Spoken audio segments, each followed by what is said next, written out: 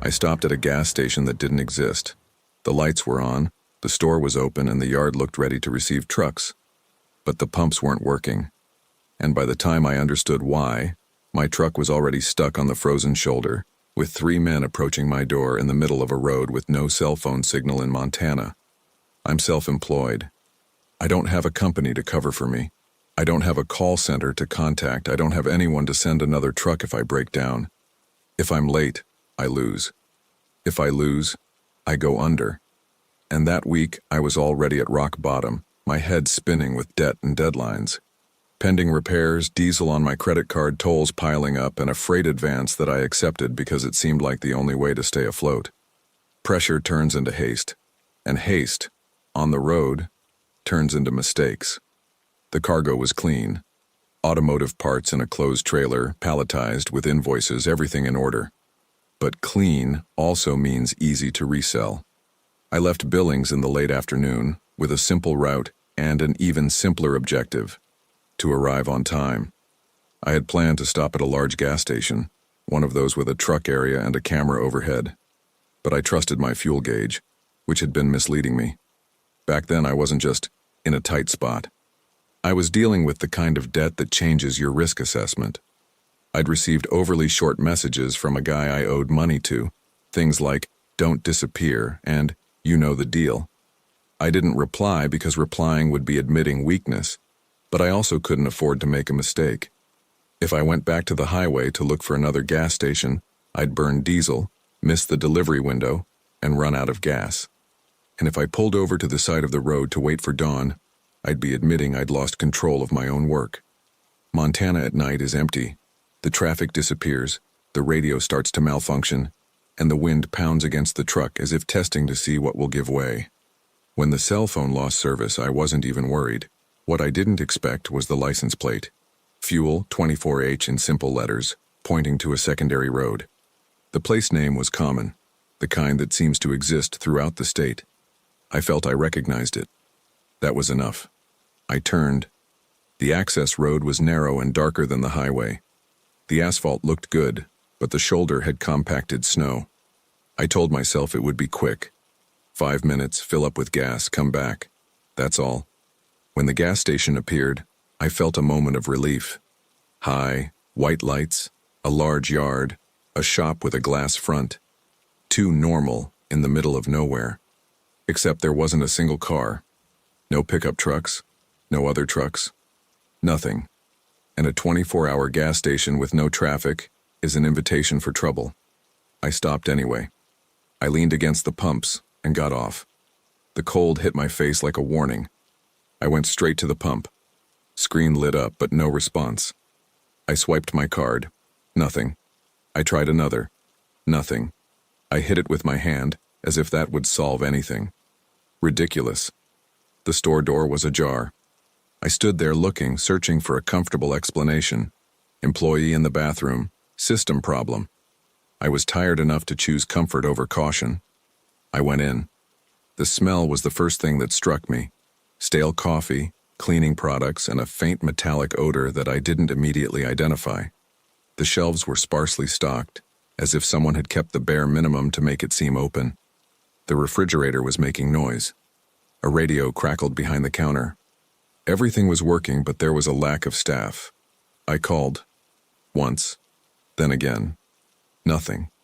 Behind the counter was a door with a sign that read, "Employees Only." The doorknob was bent, as if it had been hit. On the floor, near the baseboard, I saw long scratches, drag marks. The back of my neck tingled. I felt I was in a place that was too organized to be abandoned and too quiet to be normal. I turned to leave, and at that moment, I heard a faint sound behind me. The contact of rubber on the floor. Short, like a restrained step. "I'll be right back." There was no one there, but the shop door, which I had left open, was now more closed. And the wind outside was coming from the opposite direction. It didn't make sense.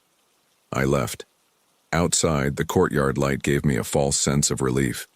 I walked briskly to the cabin, trying not to appear rushed. That's when I saw the first man. He was on the edge of the light, near the edge of the parking lot. Dark coat, hood up, hands in his pockets. He wasn't coming towards me. He was just standing there. When I looked, he raised his hand in a short, almost friendly gesture, but it was the posture of someone measuring distance. I went into the cabin and locked the door. Then I heard metal in the trailer, a dry, repetitive, controlled beat. When I heard the metal music in the trailer, I didn't think about internet cargo theft. I thought about people who do this as a profession. The kind who don't just start shooting, they start working. One cuts the seal, another watches, another holds the driver in place. They didn't need the whole truck. They needed minutes, and I had just given them those minutes for free. I looked in the mirror and saw a shadow stuck to the side of the trailer. Another man crouching at the edge of the light, using the lamppost as cover, and a third, further back, walking towards the front of the truck. At that moment, everything became simple. The gas station wasn't for refueling, it was bait. The dead pumps forced the driver to get out. The open store pulled you inside, and the road without traffic lights ensured you wouldn't call anyone. I turned the key. The engine started right up. I put it in gear and started to drive off. And I made the mistake they were expecting. I opened the door too wide to avoid scraping the trailer against a pole. The right rear wheel left the asphalt and hit the frozen shoulder. I felt a jolt. Then another. The wheel sank as if the ground had broken from the inside.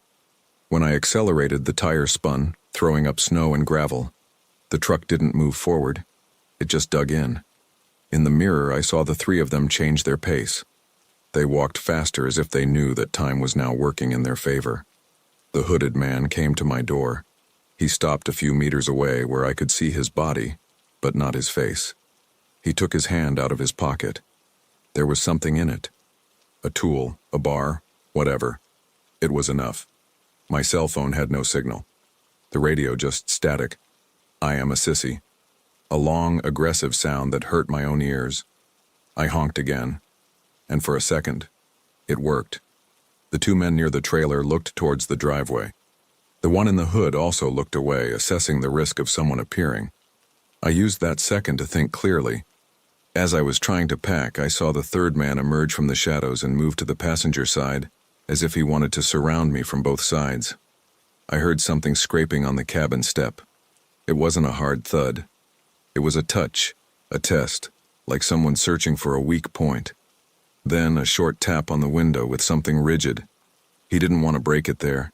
He wanted to force me to open it. He wanted to make me make a mistake out of fear. I kept both hands on the steering wheel and my eyes on the mirrors. If I opened the door reflexively, I'd lose. If I hesitated, I'd lose. In that instant, I understood that the trap wasn't the gas station. The trap was my own mind trying to negotiate a safe way out with people who don't negotiate. Accelerating would only bury me. I needed traction. I engaged the differential lock and aligned the steering wheel for takeoff. I started to build momentum. Release, accelerate lightly, let it pull, brake, repeat.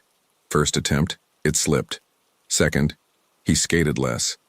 Third, the truck went up a finger's width, as if it had hit a rock. The hooded man noticed and moved forward. He got close enough to touch the door, testing if it was locked. He knocked once, lightly, as if it were just conversation. I didn't answer. I sped off again. The truck shuddered. The trailer rocked. I felt the wheel pop out of the hole with a dry crack and the truck bounced back onto the asphalt. For a second, I almost lost control and threw the steering wheel against my chest to correct. I ripped it off. I passed the hooded man with the side of the cab just a few meters from him. I saw his body recoil. In the mirror, I saw the crouching man jump behind the trailer, and I saw the third man run a few steps towards me, as if trying to climb onto the trailer. He couldn't. I didn't stop. I just kept going. The driveway seemed longer on the way back. The gas station light looked small in the rearview mirror, but I kept my eyes glued to the mirrors, hoping to see headlights following me. Nothing came, and that scared me even more because it meant they weren't depending on me. They were depending on the next person. When I got back to the main highway and saw the headlights of a car coming in the opposite direction, I felt angry. Ordinary people crossing at night without knowing what lies just a few kilometers from the road. Once on the highway, I slowed down just enough to control the truck and avoid drawing attention. I still expected to see headlights behind me, a car without a front license plate, anything. Instead, for a few seconds, I saw a flash in the distance. high up on the access road, as if someone had switched their headlights on and off to mark my direction. Then it disappeared. It was a reminder that I hadn't won by being clever. I had won by escaping at the last moment.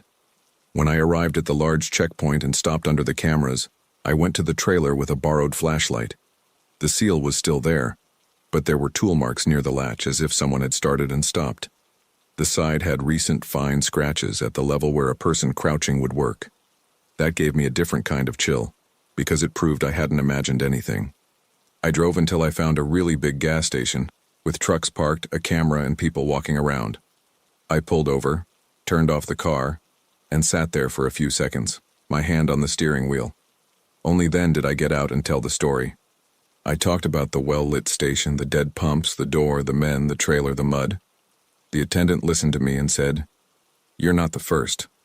And that was the worst part. I called the police using the station's phone and gave them the approximate location and a description of the place. On the other end, the questions were cold and formal, as if I had stumbled upon a pattern. Whether I had a license plate, whether I saw a weapon, whether anyone followed me. I had nothing to give beyond what my eyes caught in seconds. The next day I delivered the cargo. I received the freight. I paid part of what I owed. On the outside, it seemed like I had overcome a bad night. On the inside, I knew that the difference between me being here and becoming a statistic was a detail of a wheel and a second of momentum. Debt makes a man negotiate with his own instincts. It makes him believe in 24-hour signs in the dark. It makes him enter an empty store so as not to waste time. I learned it in the clearest way possible. In Montana, a deserted road isn't just about solitude. It's an opportunity for those who hunt tired and hurried drivers. And if you see a gas station that seems too perfect in the middle of nowhere, with too much light and too much silence, don't think someone lit it up to help. Imagine someone lit the light for you to stop. If you're enjoying these chilling stories, don't forget to like and subscribe to the channel. Turn on notifications so you don't miss any more terrifying tales to come. Now, get ready for another journey down dark and mysterious roads. I've been driving alone long enough to know that the desert doesn't forgive distractions. It doesn't shout. It doesn't warn. It doesn't change its mind. It just demands payment. Even so, that week I was doing everything wrong because I was in debt and in a hurry. When you're self-employed, the clock isn't just about time, it's about interest. I had a delivery contract through an app, payment in 7 days, and I had already sold part of that receivable to avoid delaying insurance and tires. Everyone in the chain takes a piece. If I went bankrupt or was late, I wouldn't just lose that trip, I'd lose the whole week. And when you're driving on the edge, a week becomes 2 months of arrears. My ELD, economically limited liability, was nearing its end, and I didn't want to stop to reset in an exposed place. I was driving with my mind doing calculations, and that makes any decision dumber than it should be. The load was simple, palletized, sealed, paperwork in order. Nothing special. That was the first reason I relaxed. The second reason was the route. I had taken a shortcut to save on diesel and tolls. One of those stretches you learn about in trucker groups, and that doesn't appear as a recommendation. The promise is always the same. It's faster and it's easy. Easy is a dangerous word. I left Yuma with the tank less full than it should have been. I knew it. I also knew the truck had a problem with the passenger side door lock, which sometimes wouldn't engage properly when I slammed it shut in a hurry. I'd been putting off repairs because I was choosing between maintenance and paying the installment. You can always postpone things a little until the day you can't anymore. It was past 1 in the morning when the road turned into a black line in the middle of a sea of land. No gas station, no farm, no electricity. The cabin was the only living place in the world. I had the radio on low, more for company than for music. The cell phone would lose signal and then come back, as if the desert were playing a trick on me. That's where I saw the first strange detail. A cone. A construction cone alone on the shoulder. Then another one further ahead, near the lane. It wasn't a construction zone. There were no signs. I took my foot off the gas instinctively. My tired brain completed the story on its own. Emergency work. Animal on the road. Accident. Further on, in the middle of my lane, there was a makeshift wooden sign propped up on 2 old sawhorses. Painted on it, with thick paint, was an arrow pointing to the shoulder of the road and 2 words: slow, detour. I should have ignored it. The asphalt was good, the road was clean, there was nothing but that handwritten sign. But I was already thinking about the money. If I wasted time and arrived late, the discount would fall on me, and I had no margin left. That was my mistake. I obeyed a sign that wasn't official. I slowed down and pulled onto the shoulder, following the arrow, expecting to see some kind of roadblock ahead. The shoulder there was wide with firm gravel. The truck swayed a little and I felt the trailer settle. For a few seconds I believed I had done the right thing. Then I saw the pickup truck. She was parked sideways a little further ahead, slightly off angle as if she had stopped crooked on purpose. Hood open, no lights. The color was dark, impossible to tell what it was that night. The scene seemed staged to be seen from afar and make anyone slow down. I thought about getting back on the track immediately, but I was already on the gravel, slowed down, and the lane behind me seemed too far to merge back in without gaining speed. And at that same instant I noticed a glint on the ground, a trickle of something reflecting my headlights. It didn't look like oil, it looked like water. Water in the desert is always a lie or a problem. I stopped. Not completely. I left the truck in gear, foot on the brake, engine running. I looked around. Nothing. The wind pushed fine sand against the side of the cab, a dry, irritating sound. The pickup remained silent. Then a man appeared out of nowhere, emerging from the side of the pickup truck as if he had been crouching. He raised his hands in a calm, undramatic gesture. He walked slowly towards me but stopped at a safe distance. I didn't see a weapon. I didn't see a flashlight. I only saw his posture. He didn't seem like someone who was panicking. He seemed like someone who was working. He gestured forward, as if asking me to move closer, to get out. I shook my head, no, and pointed to my cell phone, trying to show that I would call for help. I wasn't even sure if I had a signal, but that's what I needed to communicate. He smiled. And that smile, in the dark, was the first thing that sent chills down my spine. Because a smile and a cry for help doesn't appear so quickly, automatically. It's a different expression. That was satisfaction. I should have accelerated right there and gotten back on the track. But the gravel had made the truck sit more than I expected. When I released the brake and tried to gain momentum, the wheels spun. Not much, just enough to make me lose that second that decides everything. On the left side, near my tank, I saw another shadow approaching, and then another further back in the direction of the truck. They weren't running. They were circling. I instinctively locked the doors and rolled the window all the way up. I heard the first impact on the metal, not a strong one, more like a test. They touched the cabin as if checking if I would react. I gripped the steering wheel, felt the sweat on my palms, and tried to control my breathing. The voice came muffled from outside, and I couldn't understand the words, only the tone. It wasn't a hysterical threat. It was an instruction. One of them banged something hard against the doorframe. The sound was metallic, precise. They were aiming at specific points, not hitting out of anger. That told me more than any scream. They had done this before. I accelerated again. The truck moved a meter, maybe 2, and skidded. I was stuck in that gravel like glue. The weight of the trailer was working against me. A light appeared behind me, low and fast approaching. It wasn't the high beam of a regular car. It was a wider, brighter light, coming from a heavy vehicle. I saw in the mirror another pickup truck or a large SUV coming down the road and slowing down in my direction, as if it too were obeying the sign. But that driver wasn't lost. He was arriving on time. I understood that the trap wasn't just for me. It was a funnel. Anyone who swerved would end up in the same gravel pit and become slow and vulnerable. The man in front pointed to my trailer.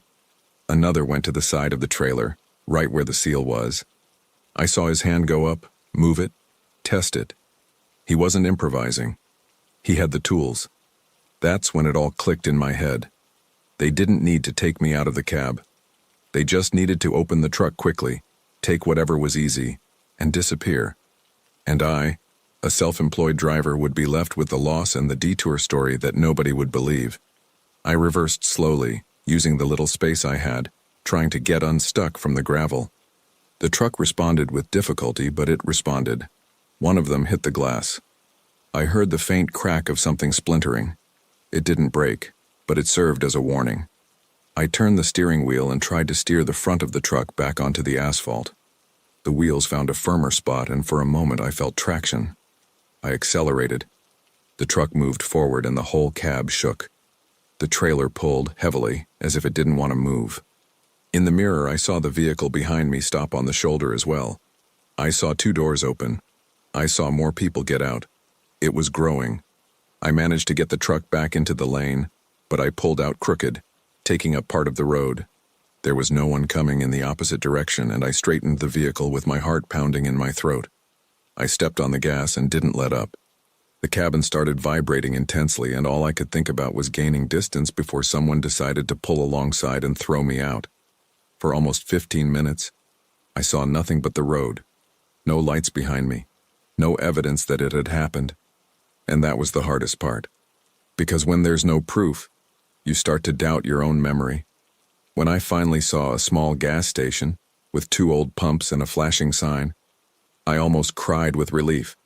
I pulled up close to the light and went inside, trying to speak without stuttering. The attendant looked at me as if he'd seen that kind of face before, as if the story were commonplace. The police arrived, looked at the scratch on the door, noted the makeshift license plate, and listened to what I had to say. Then they went to the stretch of road and came back with nothing. No cones, no signs, no pickup trucks, nothing. As if the desert had erased everything. The next day, when I arrived at my destination and they opened the truck, the seal seemed intact. The cargo, too. I felt a relief that was short-lived, because I noticed a tiny mark on the seal, about 1 millimeter, as if someone had twisted and reattached it with a tool. It was the kind of detail that almost no one sees, but those who make a living from this industry recognize it. I understood that their intention wasn't just to rob us there. It was to measure things out. If I froze in fear, if I turned off the engine, if I got out to help, I wouldn't be telling anything. I tried to sleep that night in an enclosed courtyard, but my mind wouldn't shut off. I kept remembering the first man's smile, his calm demeanor, his professional manner. No one shouted, no one improvised. It was all work. 2 days later, when I got back on the road, the passenger side lock was closed. Perfectly. Better than it had ever been. As if someone had adjusted it from the outside, carefully, and left it just right. I stared at it for too long. It didn't make sense. I hadn't touched that lock, and now it seemed fixed. At that moment, I couldn't decide what was worse. Imagining that I was becoming paranoid, or accepting the obvious possibility that at some point someone took the time to approach my truck with the care of someone who is not in a hurry. I didn't stop on that route anymore. I pay tolls, I use diesel, I take detours, I delay deliveries if necessary. I prefer arguing with a client to being stuck in a gravel pit obeying a wooden sign. And every time I see a lone traffic cone on the side of the road, I don't think about construction. I think about people working. Because I learned the hard way that in the desert, danger doesn't appear as danger. It appears as instruction. And the worst part is realizing that, while you believe you're making a decision, someone is just watching to see if you obey. I used to say that the Arizona desert was honest. If you make a mistake, nobody comes to save you. Last July, I stopped saying that. I'm still driving alone, self-employed, in debt.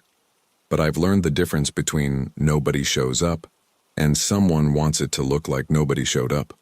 My name is Mason Carter.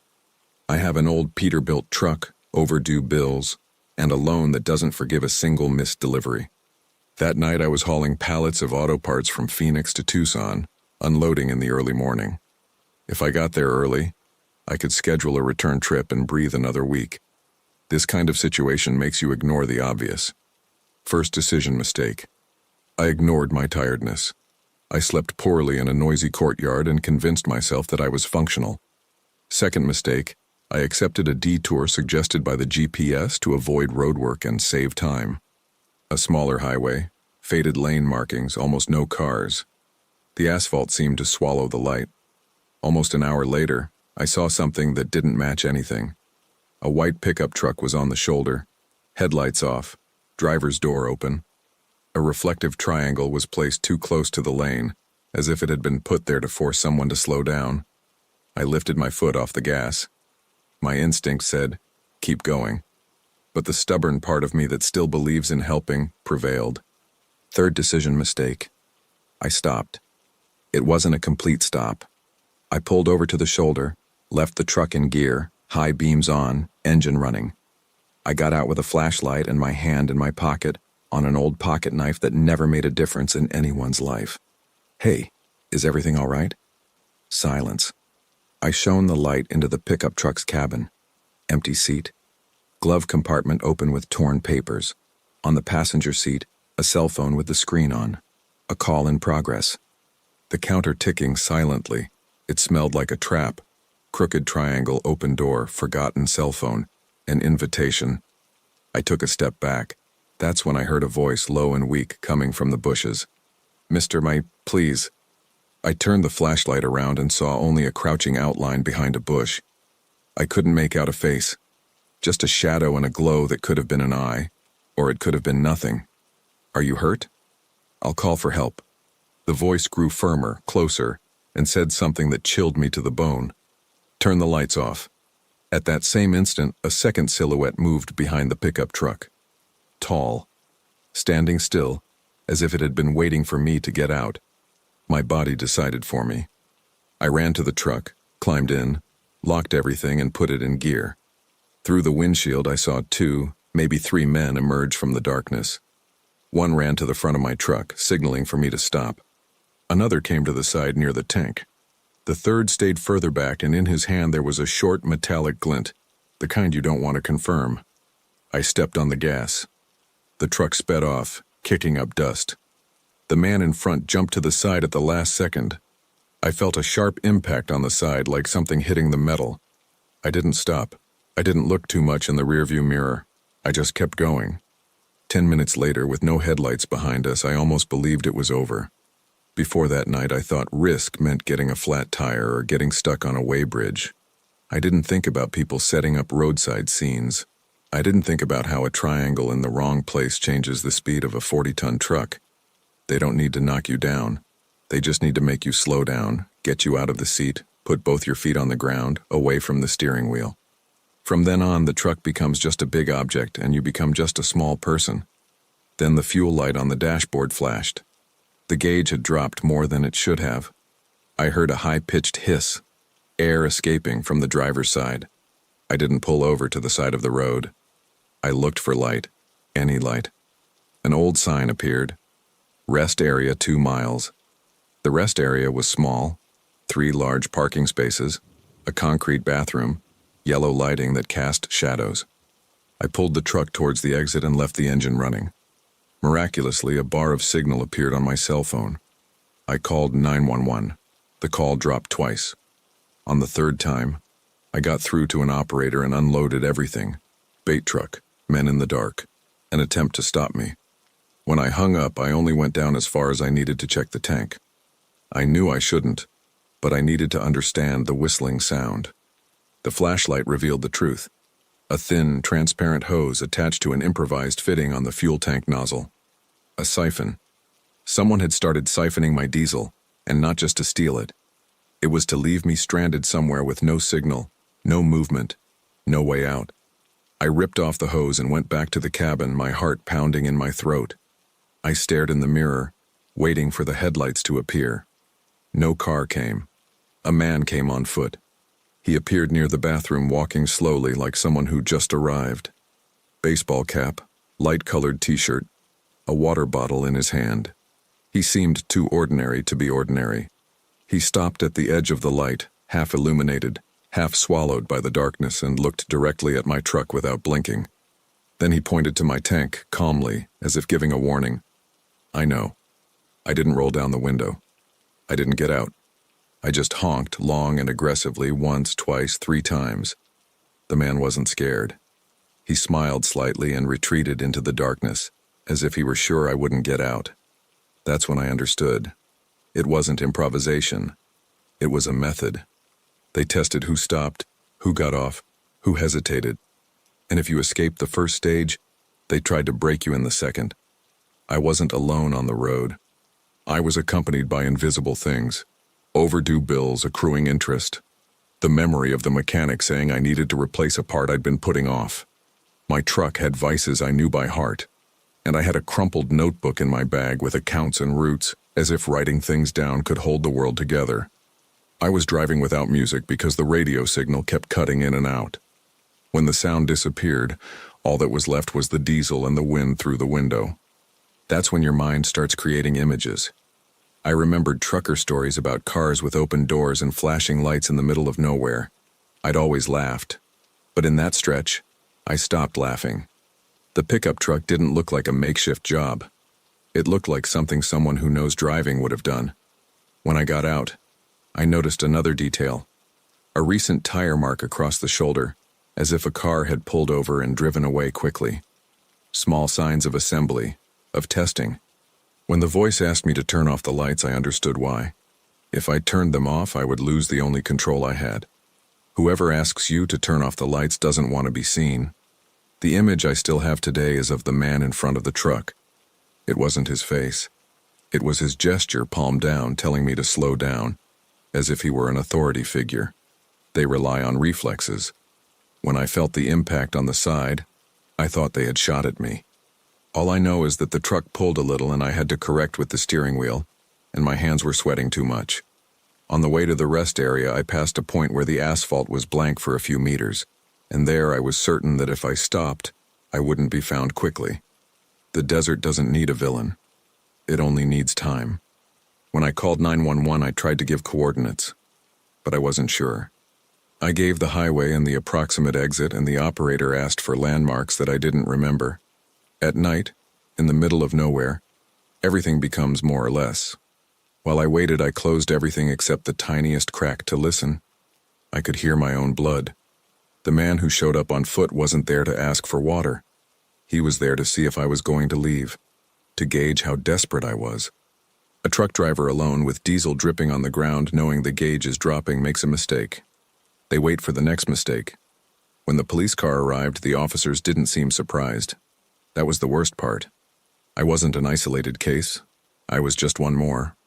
They examined the tank, the stained ground, and the mark on the metal near the lid. They tried to open it, the policewoman said. Then they swept the surrounding area with a flashlight. Nothing. The desert swallows evidence. I asked if I should go back to get the pickup truck and help whoever was there. The policewoman looked at me and said, "If someone really needed help, they wouldn't ask you to turn off the lights." At the larger gas station, I filled up trembling. The pump spinning, the number going up, and I was thinking about how much money had just gone into the tank. I stood among other trucks, listening to conversations, and felt detached, as if I had returned from a place they hadn't yet seen. I finished that delivery, but drove the rest of the way stiffly, checking the mirrors and locks. I got little sleep. In the following days, I kept thinking about one thing. I stopped because I wanted to be the good person, but I also stopped because I was tired and in a hurry. Being in a hurry makes us forget that the road doesn't care about our story. Today, when someone asks me why I don't take shortcuts in Arizona anymore, I say it's because of the bad asphalt. It's an answer that doesn't elicit any questions. The truth is this. There are people who understand the value of a full tank of gas and the kind of decisions a debt-ridden driver makes when they think they're saving time. People like that don't need big guns. You just need to stop. When I finally laid my head on the pillow, the sound of my own horn was still in my ear. I knew that if I had hesitated for another second, I wouldn't be telling this story.